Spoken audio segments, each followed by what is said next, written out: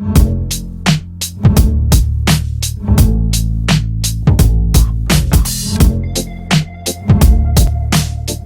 entonces para analizar las articulaciones que tenemos del hombro, que son 4 articulaciones propiamente, aunque bueno, una no es tan importante, vamos a comenzar por el primer reparo anatómico que tenemos, que es el manubrio del esternón, que está en esta área de aquí, que es la porción donde se articula con la clavícula.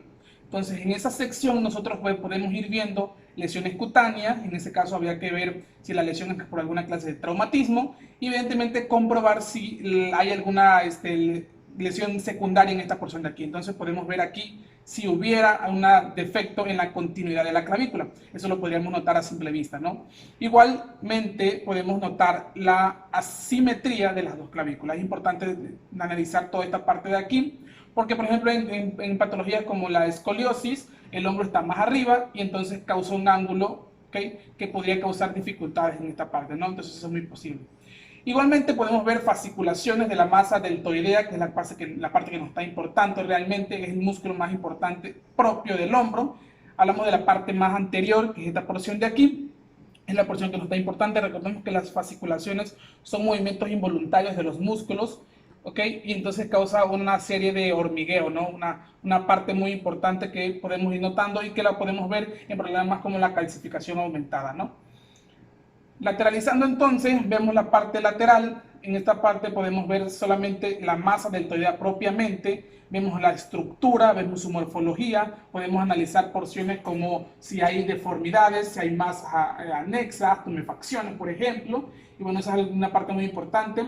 Podemos ver igual las salientes óseas, por ejemplo, en esta parte tenemos al troquíter, que es el tubérculo mayor del húmero, ¿okay?, donde se insertan los músculos muy importantes, que son el manguito y los rotadores, muy importante por ahí también. Y bueno, al final podemos también analizar la parte posterior, que es el ala de la escápula. La parte más importante es esta porción de aquí, ¿okay?, el cuerpo de la escápula, que termina articulándose con la porción clavicular, que viene de la parte anterior, en la espina, en su terminación llamada acromio. Entonces el acromión se articula con la clavícula en la articulación acromio-clavicular, ¿no? Entonces analizamos de la escápula el borde medial, que es esta parte de aquí, el borde inferior, que es la parte de acá, y pues lo mismo, andamos buscando ese tipo de cosas, tumefacciones, lesiones, todo lo que ya le venía explicando. Es importante también ver si la escápula está adosada fijamente hacia el tórax, porque por ejemplo en patologías como la escápula alada, la propia escápula está suelta, ¿no? Y entonces eso causa problemas como el hombro caído, por ejemplo, ¿no? Músculos como los músculos escápuloaxiales, dentro de los cuales tenemos ahí, por ejemplo, al trapecio, al romboides mayor, al serrato anterior, que son músculos que se encargan de sujetar la propia escápula y meterla hacia el tórax, ¿no? Entonces son partes que podemos analizar a simple vista. Entonces esas son algunas de las cosas que podemos ver durante el analizando entonces las articulaciones que componen al hombro, ahora vamos para la parte de la palpación y comenzamos con el primer reparo anatómico que tenemos, que es la escotadura de la escápula, que es una saliente ósea, que es donde se une la clavícula hacia el esternón, exactamente en el manubrio del esternón. Entonces nosotros vamos palpando esta porción de aquí.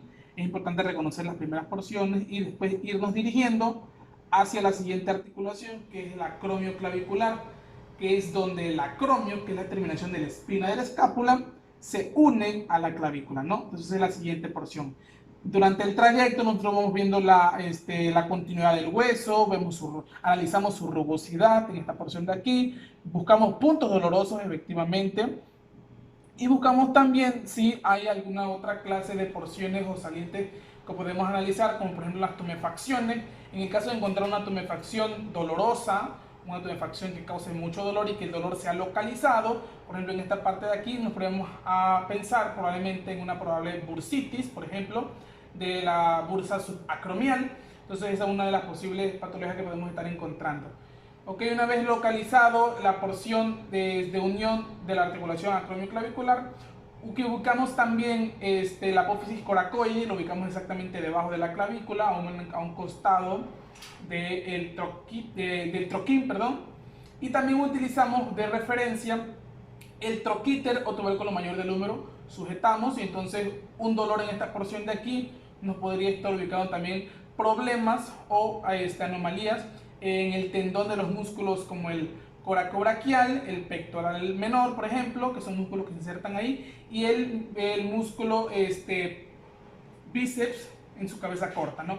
Que son de los músculos que se insertan aquí. Los tendones que podemos encontrar de esos músculos podrían estar causando dolor en esta porción.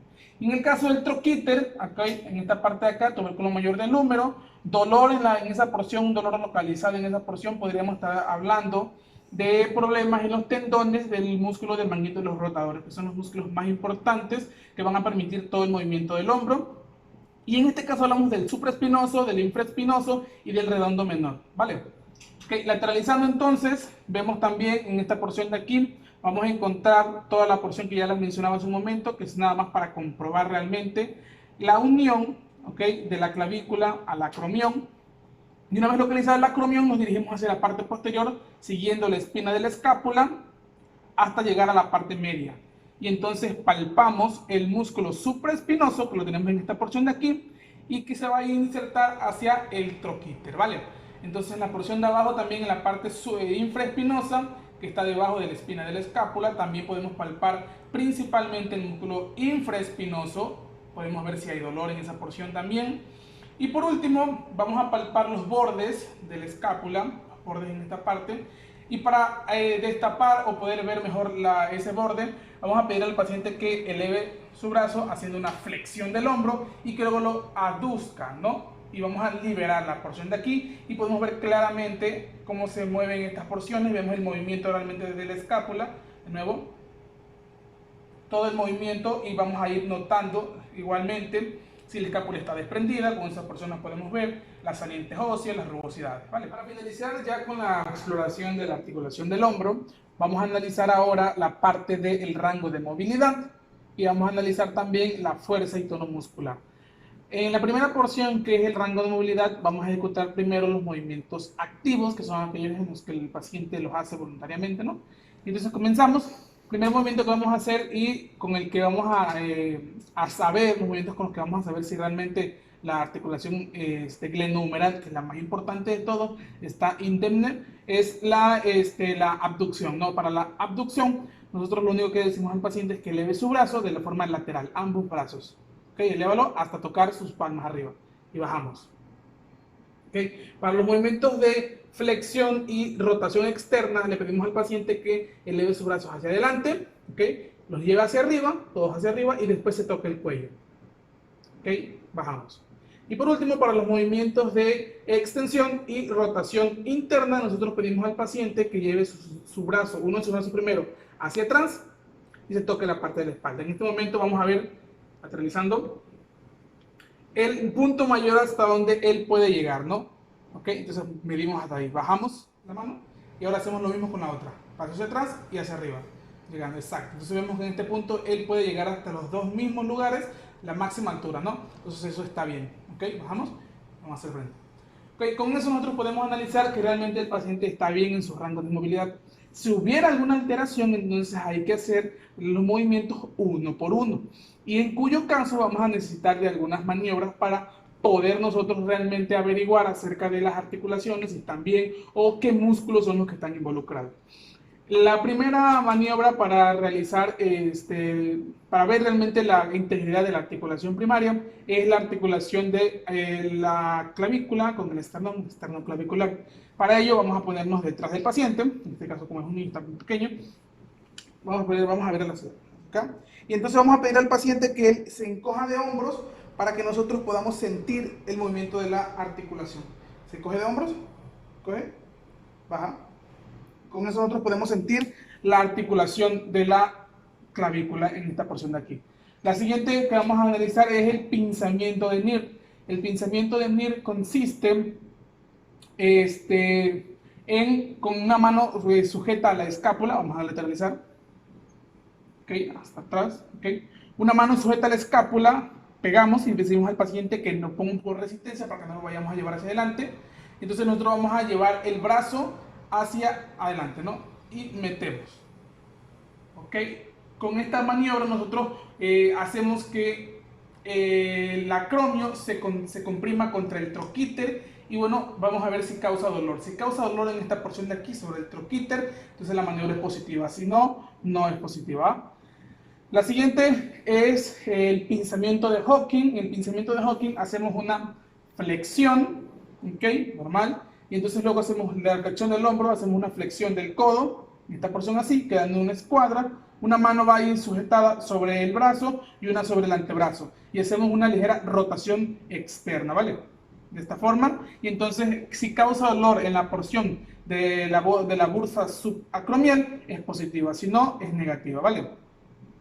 Por último, para palpar la articulación acromioclavicular, que es también llamado el test de cross arm, en esta ocasión vamos a pedirle al paciente que con una mano palpando la articulación evidentemente y la otra sujetando su antebrazo, eleve, hacemos una flexión y entonces hacemos una ligera aducción.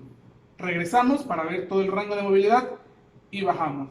Con eso comprobamos si hay dolor durante el momento en el que el paciente eleva su brazo en un movimiento de 90 grados, entonces el test para esa articulación es negativo.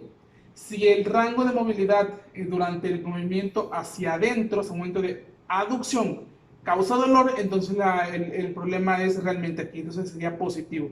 Recordemos que dentro de los primeros 90 grados, la articulación le pertenece al glenohumeral del manguito de los rotadores, ¿vale? Ok, con eso concluimos nosotros los rangos de movilidad. Ahora vamos a ir hacia la parte de fuerza y tono muscular. Eso lo tenemos que graduar en la escala de Daniels. Recordemos que 0 es cuando hay 0 movimiento y no hay fuerza muscular. Y 5 es cuando hay una buena resistencia al movimiento y hay un rango de movilidad completo. Para ello vamos a comenzar primero con la fuerza del supraespinoso. Para ello vamos a hacer que el paciente eleve en un momento de flexión y hacemos una ligera rotación interna dejando que los pulgares queden hacia abajo. Y entonces el paciente va a tratar de llevar las manos hacia arriba y nosotros ponemos resistencia. Él lleva hacia arriba.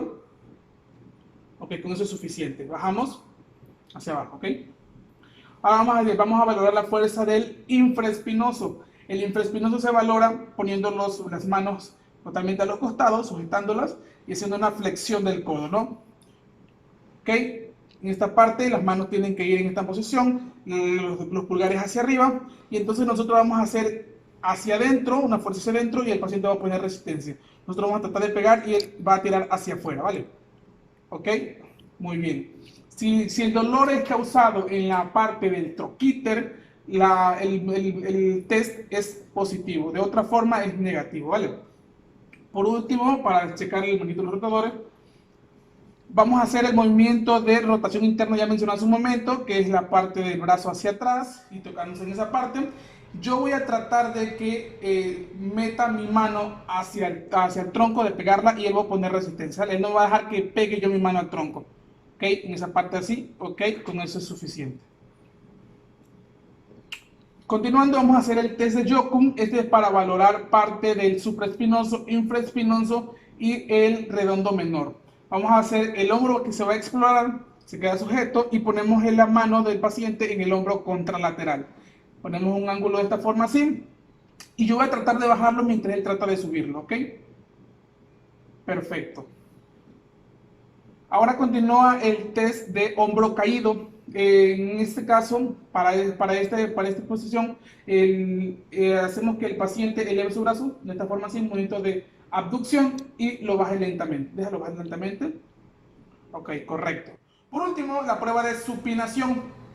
El paciente adosa sus manos hacia el tronco, elevamos y en un movimiento de pronación, en esta parte así, nosotros sujetamos y él va a tratar de girar las manos hacia adentro, ¿vale? Trata de girar las manos hacia adentro, ok, correcto. Con eso terminaríamos entonces las pruebas de fuerza muscular. Recordemos que en todo eso, todo tiene que irse graduando en la escala de Daniels, que les mencionaba hace un momento. Y las pruebas simplemente son para determinar si hay debilidad en la fuerza muscular y bueno, y el tono muscular.